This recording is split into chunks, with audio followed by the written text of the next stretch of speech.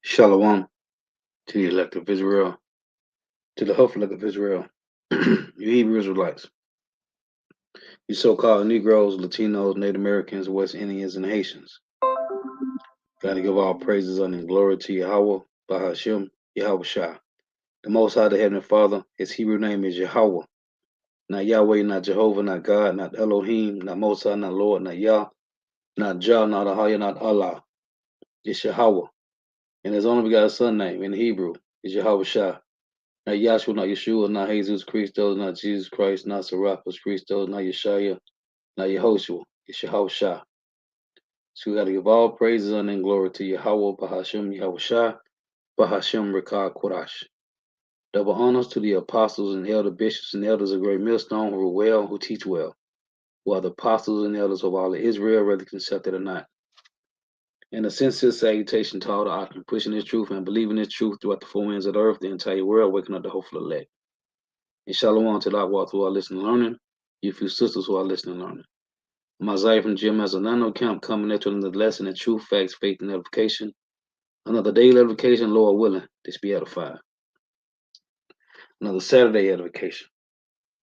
So I titled this lesson, This is Why the Earth Need New Management. So I got a video that was sent to me, and I want to play this. It's very edifying. But first, I want to play this. This is a copyright disclaimer under Section 107 of the Copyright Act 1976.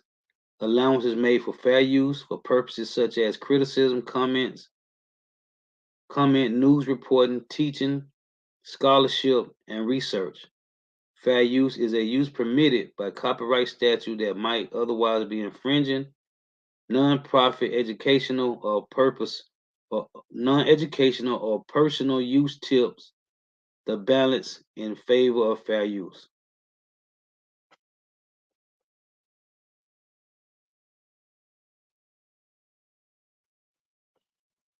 So you see it.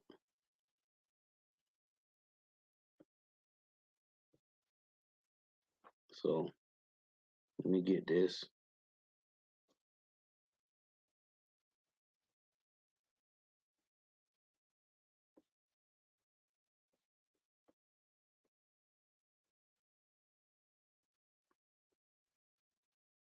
Let me turn this volume down.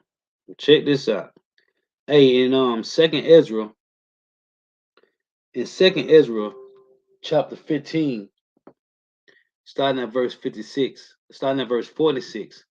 it talks about Asia and how Asia has made itself like unto Babylon. Check this out.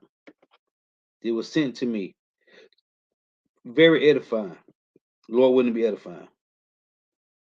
Spiritual persecution in Communist China. The genocide against the Uyghurs in Xinjiang.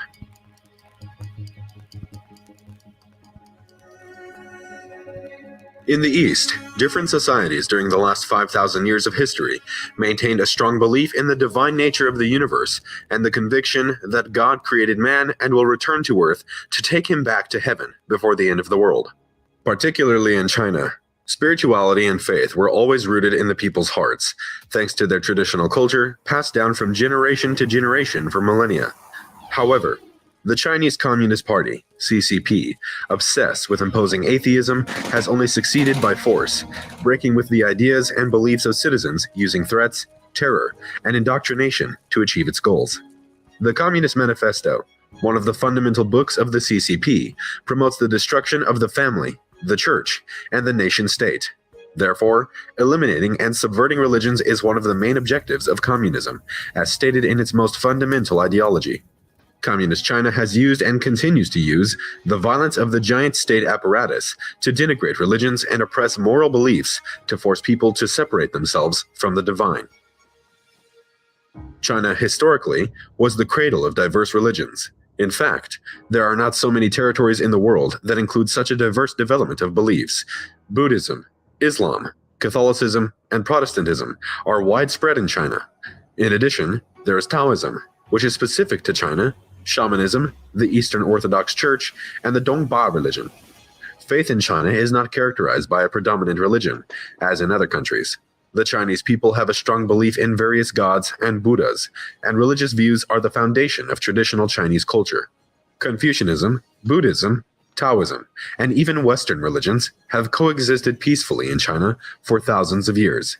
Among the victims of the CCP's ongoing spiritual massacre in its territory are the Uyghurs, a predominantly Muslim ethnic minority located in the Xinjiang region of northwest China. Human rights groups claim that the Chinese regime holds more than 1 million Uyghurs against their will in an extensive network of what the state calls re-education camps, where they are reportedly tortured, enslaved, and killed. Who are the Uyghurs? The Uyghurs are an ethnic group of 12 million people, mostly Muslims, located in Xinjiang, one of China's 5 autonomous provinces, although, like Tibet, the so-called autonomy has been entirely eradicated by the CCP. The Uyghurs speak their own language, similar to Turkish, and consider themselves culturally and ethnically close to the Central Asian nations. However, after the CCP pushed millions of Chinese to migrate to the region, it made the Uyghurs a minority in their land, where they now constitute less than half the population, as reported by the BBC. There is also a considerable Uyghur presence in Central Asian countries bordering the region, especially Kazakhstan, Kyrgyzstan, and Uzbekistan. Following fierce persecution by the CCP, the Uyghurs have also developed significant exile colonies in the United States, Germany, and Turkey. With a documented history of at least 2,500 years, a succession of kings and empires have contested control of all or part of this region. Since the 18th century, Xinjiang has been annexed to the territory now known as the People's Republic of China. Xinjiang was granted autonomous region status on October 1, 1955. However, in recent decades, according to the Chinese regime, the East Turkestan independence movement, separatist conflict, and the influence of radical Islam has caused some unrest in the region, with occasional clashes between separatist and CCP forces. That is the argument the CCP uses to justify its intervention in the territory and carry out fierce repression. It began during the 1990s and increased in force during the last 15 years, being labeled by several countries as genocide. Re-education, torture, and death camps. Numerous human rights groups and many national governments are lodging complaints against the Chinese Communist regime regarding serious indications that more than 1 million Uyghurs are being detained only for practicing their faith in the Xinjiang area. In addition to being beaten and tortured, they're forced to work in re-education centers, and thousands of women suffer forced sterilization. The allegations are based on the testimonies of Uyghurs who were released or escaped overseas and recounted their ordeal. Xinjiang is now covered by a pervasive surveillance network, including a significant police presence, checkpoints, and cameras that scan everything from license plates to individual faces. According to Human Rights Watch, the Chinese military's intelligence system uses a mobile app to monitor people's behavior, with information reported ranging from how much electricity they're using to how often they use their front door. Facial recognition cameras, body scanners, mandatory apps, GPS tracking, and surveillance drones cover every inch of the region. Chinese tech companies like Huawei use these regime contracts to develop even more invasive systems. Over the past few years, the CCP has implemented a series of actions to entrench nationalist sentiments in China. According to activists and whistleblowers, the eradication of Uyghur culture is part of these controversial measures.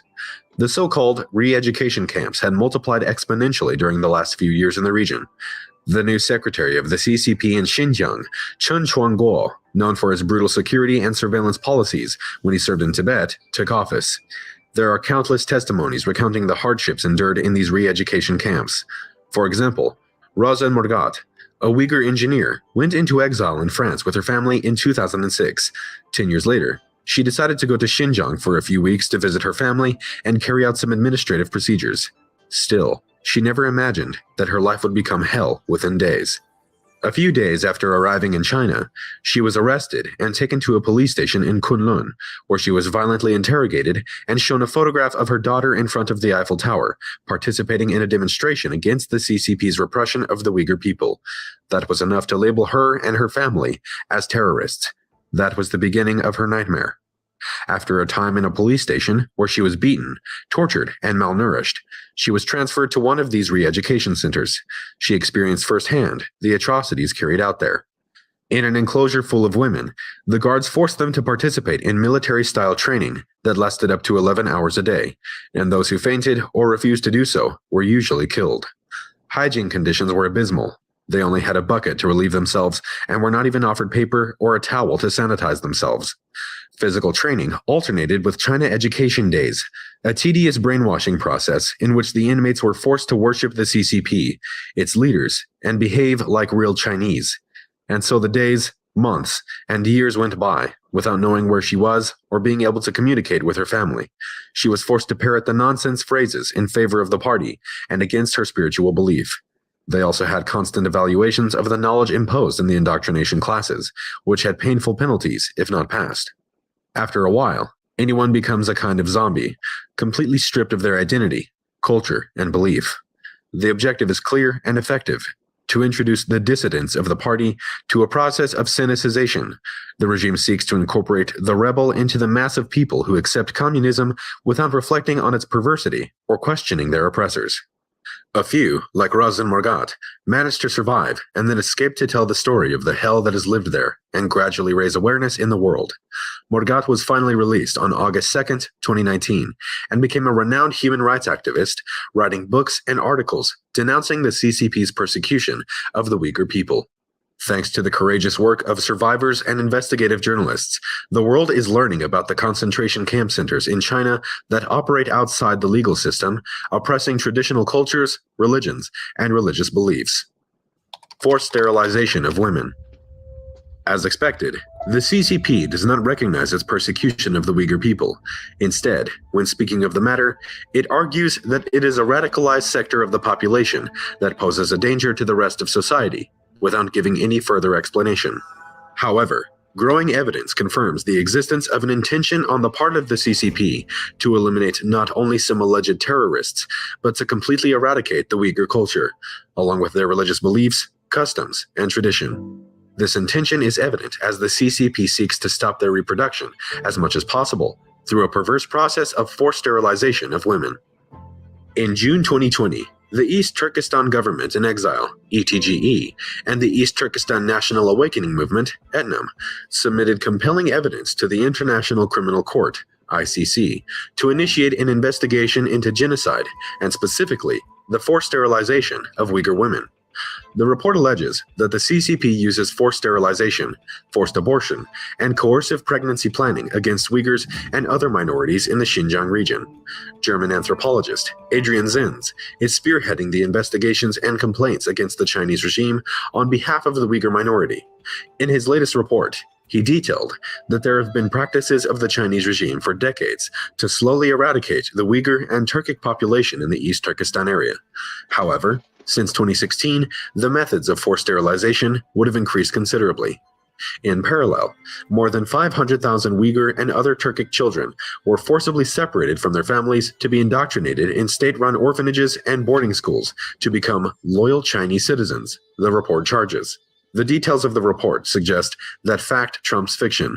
It includes torture by electrocution, sexual abuse, being forced to eat pork and drink alcohol, acts of extreme humiliation for Muslims, followed by many atrocities. Tersine Ziawudan, a female survivor of one of the re-education camps that the Chinese Communist regime has in Xinjiang, managed to escape. Now, from the United States, she tells of her sufferings, seeking the support and intervention of the international community. In a powerful interview she gave to Fox News, Ziawudan recounted what she suffered at the hands of the CCP during her months in prison, in addition to enduring communist indoctrination and being forced to repudiate her religion, Islam. She endured 9 months of gang rape, violent beatings, and torture with electric prods. Any woman under the age of 40 was raped, Ziawudan said. Everyone in the camp experienced this, and of course, so did I. I was also beaten and kicked. Once, they kicked me so hard in my private parts until they made me bleed, and then they had to remove my ovaries. Genocide. Several countries, including Canada, The Netherlands and Great Britain have followed the lead of former US President Donald Trump and accused the communist regime of China of committing genocide against the Uyghur population, defined by international convention as the intent to destroy, in whole or in part, a national, ethnical, racial, or religious group. On January 19, 2021, former Secretary of State Mike Pompeo, through an official White House statement, denounced that at least since March 2017, the People's Republic of China, under the leadership and control of the CCP, has committed genocide against the predominantly Muslim Uyghurs. According to the former Trump official, crimes such as the arbitrary imprisonment of more than 1 million Uyghur civilians, forced sterilization, torture of large numbers of detainees, forced labor, and the imposition of draconian restrictions on freedom of religion or belief, freedom of speech, and freedom of movement continue to be in effect under Communist China and should be considered crimes against humanity and genocide. The communique indicates that the United States urges the PRC immediately to release all arbitrarily detained persons and abolish its system of internment, detention camps, house arrest, and forced labor, and also urges the Chinese authorities to cease coercive population control measures, including forced sterilizations, forced abortion, forced birth control, and the removal of children from their families. The European parliamentarians also called out the Chinese communist regime on these issues and urged the CCP to close its re-education camps for Uyghurs in Xinjiang. They also called on the Chinese authorities to give independent journalists and international observers unrestricted access to Xinjiang province to examine the reported situation. The MEPs also expressed concern about Chinese authorities harassing Uyghurs abroad by pressuring them to denounce other Uyghurs and return to Xinjiang or remain silent about the situation there, including threatening to arrest their relatives. As concrete actions to combat this situation, MEPs proposed adopting targeted sanctions and freezing assets of Chinese officials responsible for the persecution. Following the MEP's report in March 2021, the European Union published for the first time sanctions against 4 Chinese CCP officials responsible for the persecution in Xinjiang. Forced labor with the collaboration of foreign brands.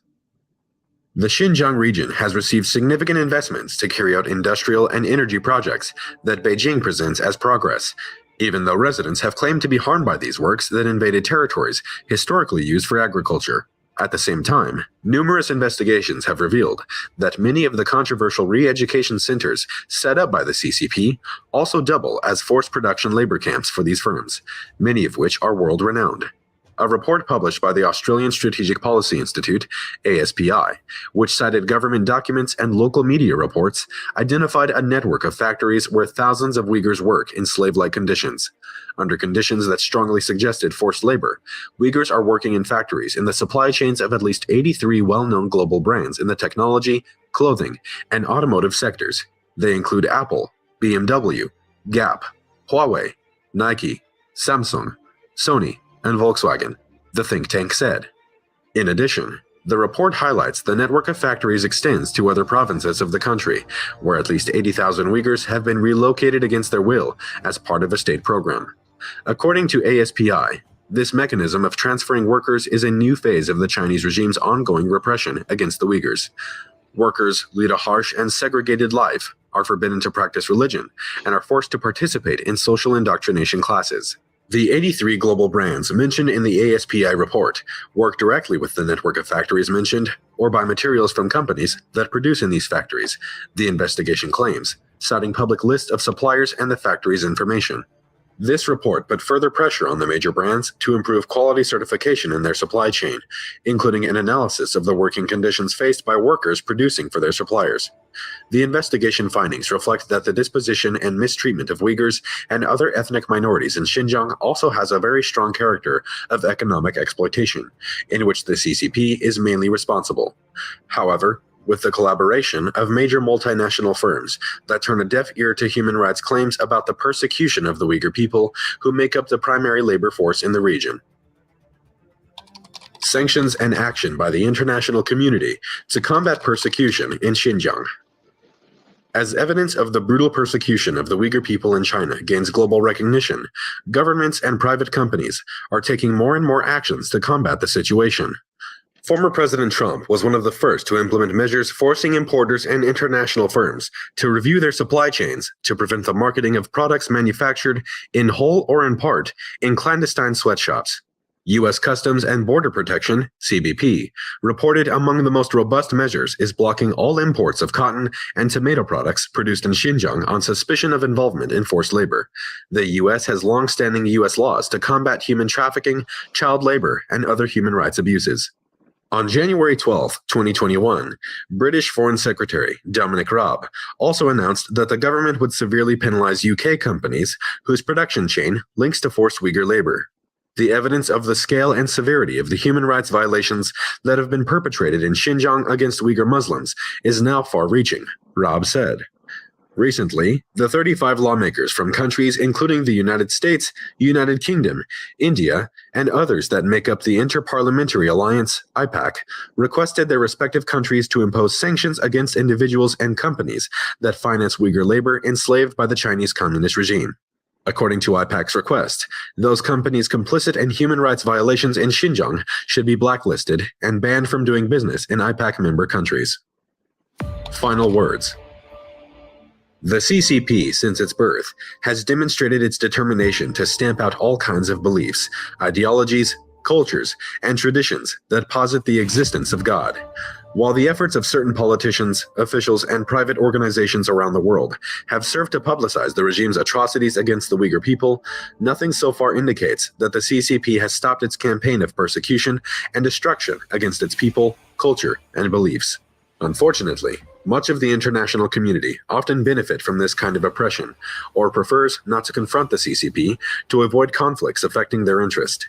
It seems that if no joint action with true collective power is developed to stop the outrages of the communist regime, any particular initiative will be, at least, insufficient.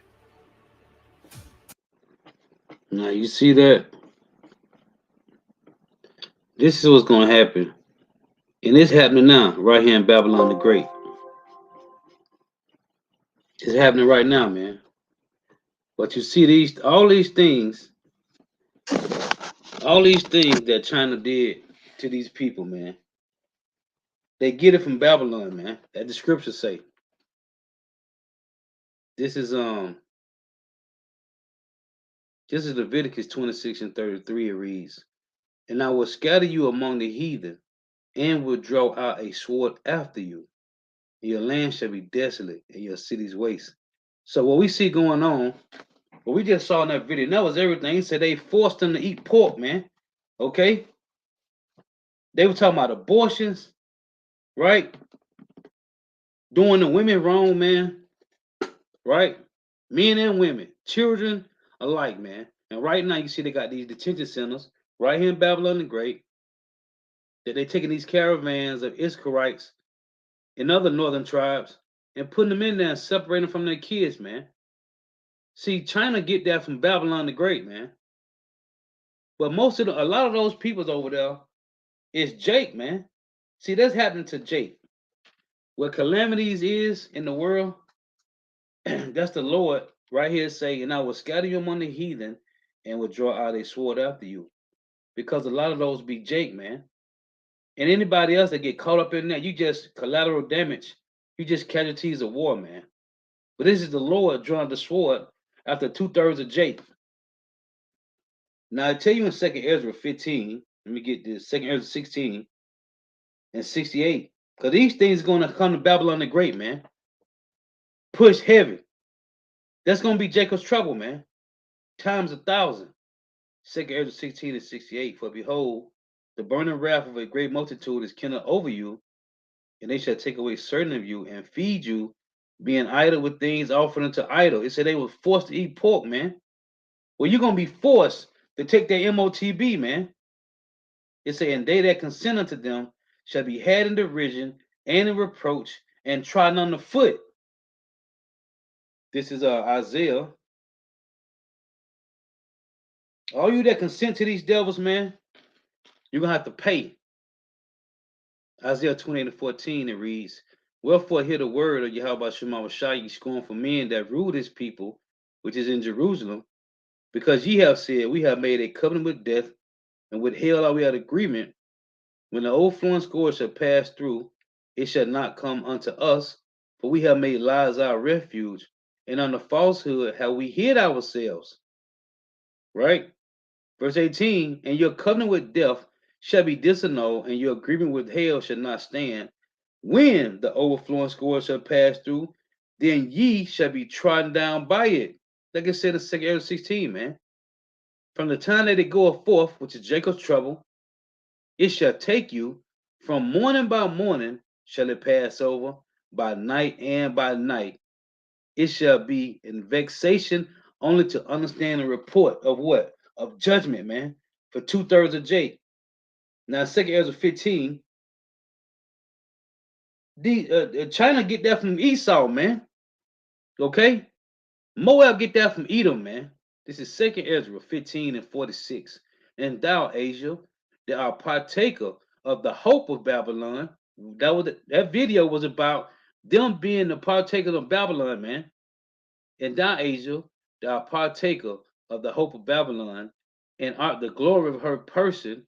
Woe be unto thee, thou wretch, because thou hast made thyself like unto her, and hast decked thy daughters in whoredom, that they may please and glory in thy lovers, which have already desired to commit whoredom with thee. Thou hast followed her that is hated in all her works and inventions. Therefore, say power, I will send plagues upon thee, widowhood, poverty, famine, sword, and pestilence to waste thy houses with destruction and death. And the glory of thy people shall be dried up as a flower. The heat shall arise that is sent over thee. Thou shalt be weakened as a poor woman with stripes, and as one chastened with wounds, so that the mighty and lovers shall not be able to receive thee. Would I with jealousy have so proceeded against thee, saith Yahweh Shemawashah, if thou hadst not always slain my chosen. You see, because it's some elect, it's some Israelites over there in China, man. Okay, 2/3 and hopeful elect, man.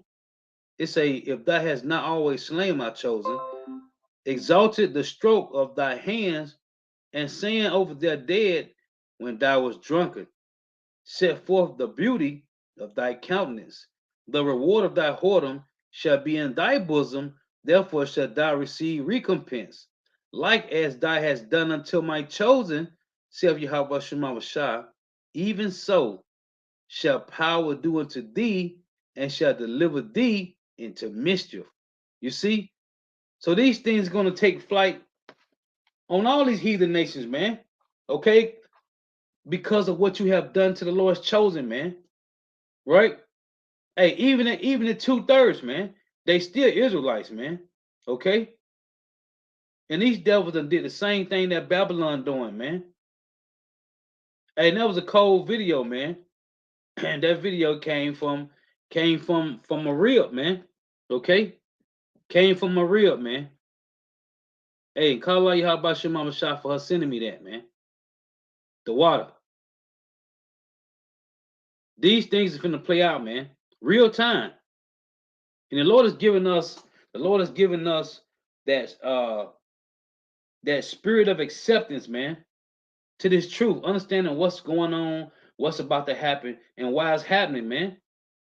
These devils done burnt down over 20 food processing plants, man.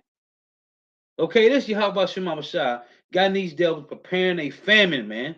It's a famine coming, man. Over 16, they said over 20 food processing plants burnt, man. Fish, chicken, wheat. It's a lot of things going on, man. And it's a famine plan now. And the Lord say he's going to take away the whole stay of bread and the whole stay of water, man. And these devils, when you read in Judith chapter 7, right? This is Judith 7 and 1. It said the next day, Holofernes commanded all his army and all his people which were come to take his part, that they should remove their camp against Bethulah, to take aforehand the accents of the hills country, the ascents of the hill country, and to make war against the children of Israel. Then their strong men removed their camps in that day, and all the army of the men of war was 170,000 footmen and 12,000 horsemen, besides the baggage, and other men that were afoot among them, a very great multitude. And they camped in the valley near unto Bethulau by the fountain, and they spread themselves in breadth over Dothim, even to Belmam, in the length from Bethuel unto Canamon, which is over against, it's a Esdraelon, yeah, Esdraelon. Now the children of Israel, when they saw the multitude of them, were gathered, troubled, and said every one to his neighbor, now would these men lick up the face of the earth? For neither the high mountain, nor the valley, nor the hills are able to bear their weight. Then every man took up his weapon of war, and when they had kindled fires upon their towers, they remained and watched all the night. But in the second day, Holofernes brought forth all his horsemen in the sight of the children of Israel, which were in Bethel, and viewed the passage unto the city, and the same to the fountains of their waters, and took them, and set garrisons of men over, set garrisons of men of war over them, and he himself removed towards his people. Then came unto him all the chief of the children of Esau, and all the governors of the people of Moab, and the captains of the sea coast, and said, let our Lord not hear a word, that there be not an overthrow in thy army. For this people of the children of Israel do not trust in their spears, but in the height of the mountains wherein they dwell, because it is not easy to come up to the tops of their mountains. Now therefore, my Lord, fight not against them in battle array, and there shall not so much as one man of thy people perish. Remain in thy camp, and keep all the men of thy army, and let thy servants get into their hands the fountain of water which issue forth of the foot of the mountain. For all the inhabitants of Bethulah have their water thence. So shall thirst kill them, and they shall give up their city, and we and our people shall go up to the tops of the mountains that are near, and will camp upon them to watch that none go out of the city. So they and their wives and their children shall be consumed with fire, and before the sword come against them, they shall be overthrown in the streets where they dwell. Thus shalt thou render them an evil reward, because they rebelled and met not thy person peaceably. So these devils, it say, and these words pleased Holofernes and all his servants, and he appointed to do as they had spoken. So the camp of the children of Ammon departed with them 5,000 of the Assyrians, and they pitched in the valley and took the waters and the fountains of the waters of the children of Esau, and it's like in the children of Israel.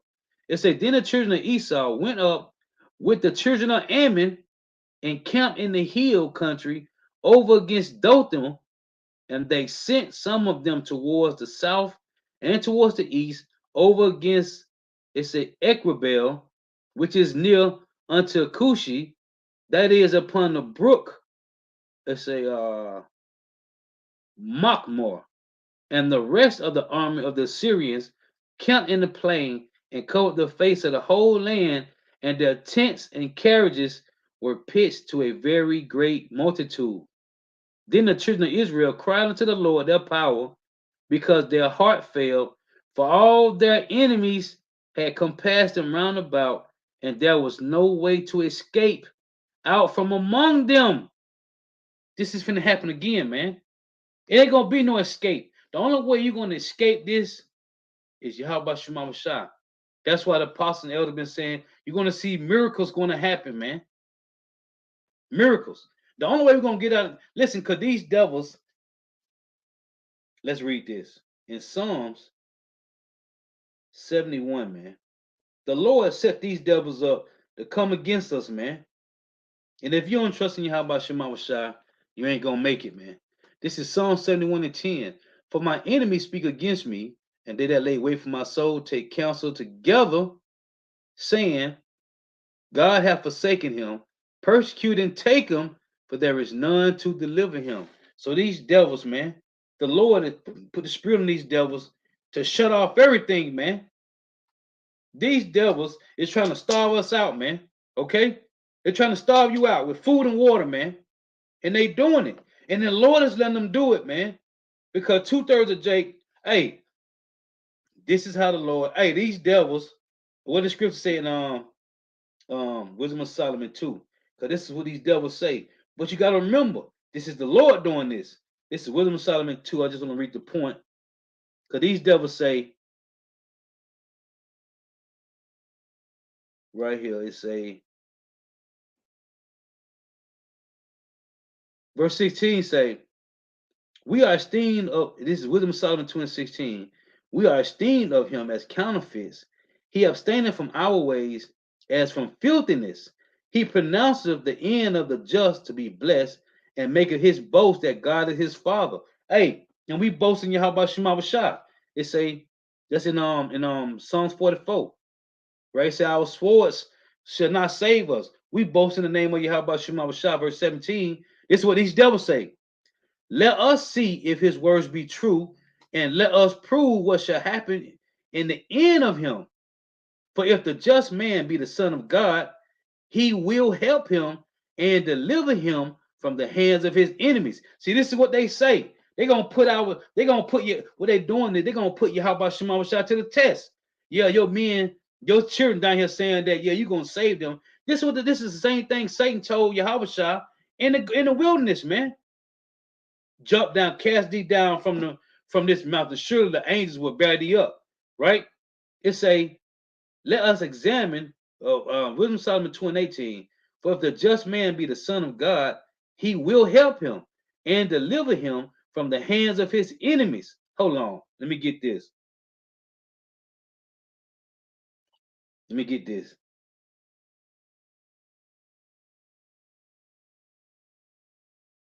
This is in Psalms.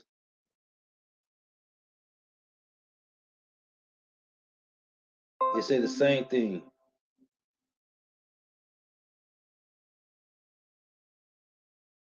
Bear with me for a second.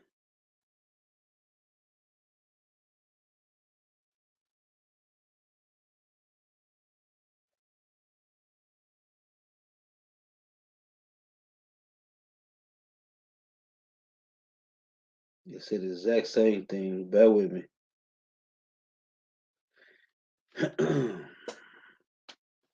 This is oh,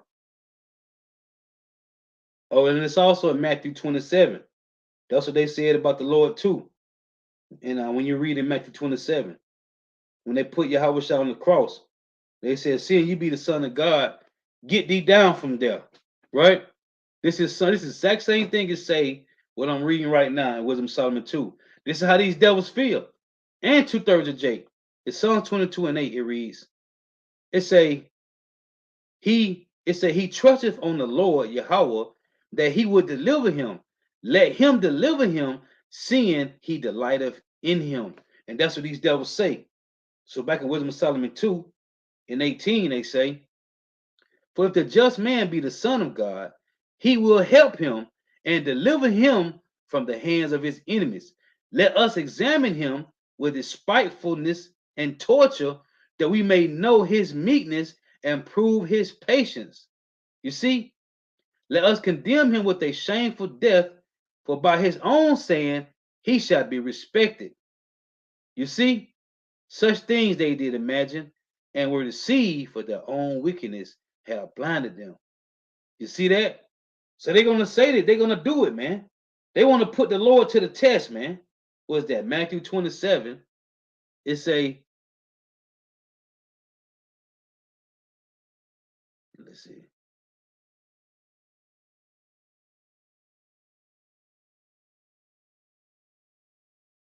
right here in verse.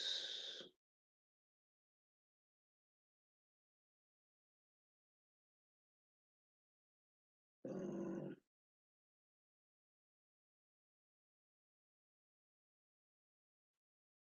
There's another verse right here in Matthew 27.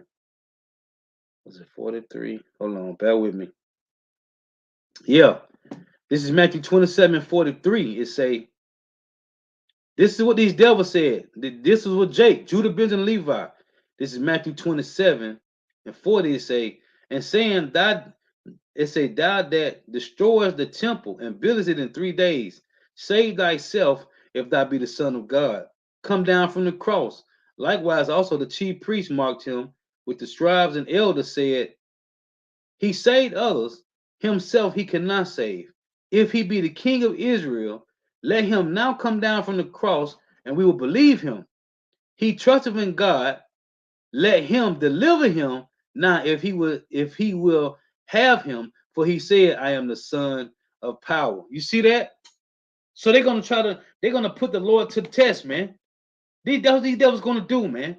They want to put the Lord to the test because they don't believe in Yahweh Shema Shah. So, therefore, only the hopeful elect gonna get salvation, man. But them thing what you saw in that video is finna happen here in Babylon the Great, man. So yeah, I just want to do a little short lesson on that. Lord was edifying. Got to give all praise, honor, and glory to Yahweh, Bahashim Yahweh Shah, Bahashim Rekah Kodash. Double honors to the apostles and elders of Great Millstone, who well, who teach well, who are the apostles and elders of all Israel, really accepted or not. And a sincere salutation to all the occupants pushing this truth and believing this truth throughout the four winds of the earth, the entire world, waking up the whole elect. And shalom to our wife who are listening, learning, you few sisters who are listening, learning. Lord was edifying. Till next time, I say shalom. Wa abba. The wife for tuning in. May Yahweh Shema Shah continue blessing your houses. Stay prayed up.